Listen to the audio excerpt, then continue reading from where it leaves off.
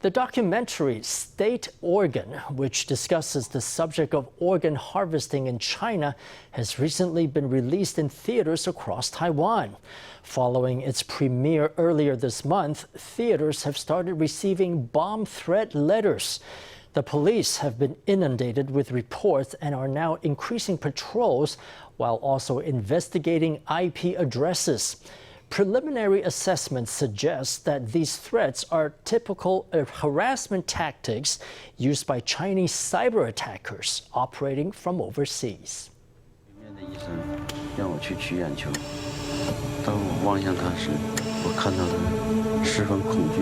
A documentary that uses numerous testimonies, recordings of victims before their disappearance, and accounts from participating surgeons vividly portrays the horrors of organ harvesting.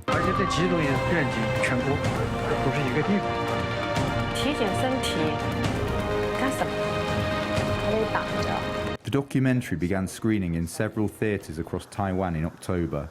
Theatres started receiving death threats and intimidation days after they began showing the documentary. One media outlet received a bomb threat within 20 minutes of reporting on the upcoming release of the documentary State Organs. However, the threats weren't limited to the media. Threatening calls were made to various theaters across Taiwan. In threats, the sender clearly stated that they had made a bomb and had gathered information about the theatres. They further threatened that if the movie continued to be screened, they would come to the theatres and shoot civilians. In response, the police immediately increased patrols and investigations while also tracking the sender's IP address. The Criminal Investigation Bureau initially assessed that this is a typical harassment tactic used by Chinese cyber attackers.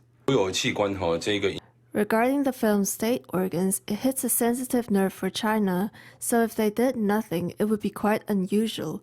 Instead, they resorted to online threats, such as sending emails and other forms of harassment, which could eventually escalate into real-world threats. Due to the disruptions faced by the theaters, they can no longer continue screening the film. We hope that national security and police agencies can provide the public with an environment of freedom to live and express themselves.